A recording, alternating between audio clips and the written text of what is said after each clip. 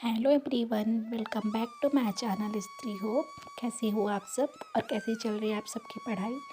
I hope कि आप सब बहुत ही अच्छे होंगे और खूब मन लगा के अपनी पढ़ाई कर रहे होंगे।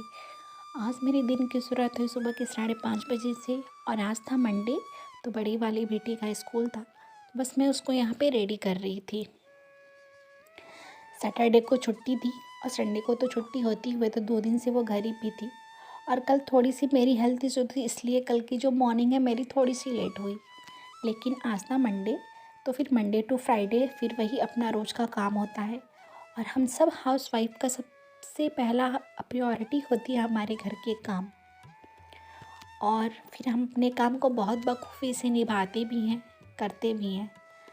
क्योंकि बच्चे जब बहुत ज़्यादा छोटे होते हैं तो हमारे ऊपर थोड़ी सी जिम्मेदारियाँ बहुत ज़्यादा होती हैं और हम सब हाउस वाइफ के ऊपर ज़्यादा होती होंगी।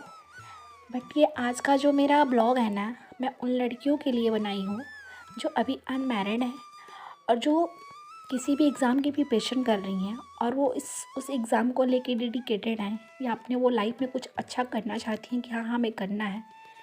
तो मैं आप सबसे यही मैसेज आप सबको देना चाहती हूँ कि डियर गर्ल्स, अगर आप अपने मम्मी पापा के घर हो तो जो आपको जो भी टाइम मिले ना, तो आप उसे अपनी पढ़ाई में यूटिलाइज़ करो और आप उतनी मेहनत कर लो कि आपको एक जॉब मिल जाए। वो चाहे किसी भी सेक्टर में हो, चाहे वो प्राइवेट हो या गवर्नमेंट, बट आप एक जॉब ज़रूर अपने नाम कर लो।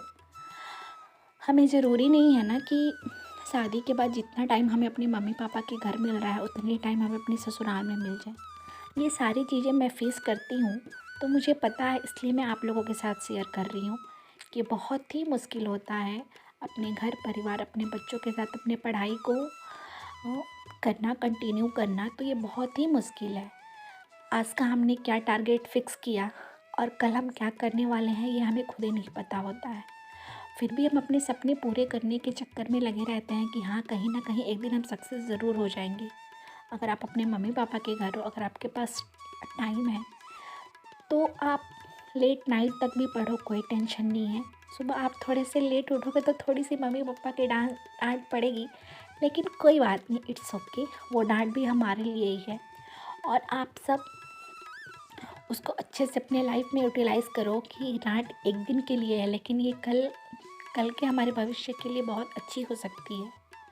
जो गलतियाँ मैंने करी ना, वो आप सब अपनी लाइफ में मत दोहराइएगा और आप अपने टाइम को बिल्कुल भी अच्छे से यूटिलाइज़ करिएगा ताकि आपको एक जॉब मिल जाए। जब हम अपने मायके से ससुराल में आते हैं ना, नए घर में, तो वहाँ लोगों के मन में एक जगह बनाने के लिए हमें बहुत सारी मेहनत करनी पड़ती है।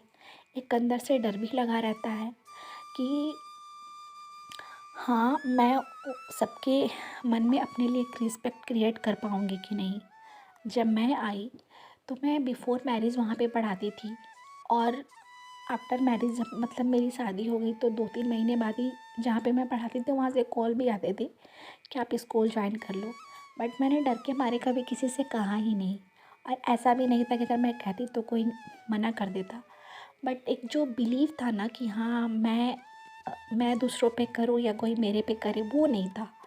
जो एक वो बॉन्डिंग होनी चाहिए वो नहीं रहती है। 1 से 1.5 साल तक हम उस घर में, मतलब कि हम दूसरों को समझने में और वो इंसान आपको समझने में लगा, मतलब चाहे कितना भी अच्छा घर परिवार हो, लग ही जाता है एक दूसरे को समझने में। तब हम जाके अपने लिए कोई सही डिसीज़न लेते हैं कि हाँ हमें करना क्या है।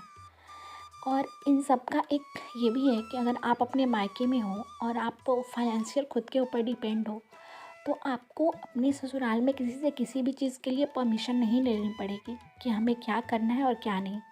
क्योंकि आप ऑलरेडी घर से बाहर निकल ही रही हो, आपको डेली जॉब के लिए जाना ही है, तो आप आराम से कहीं आ जा सकती हो।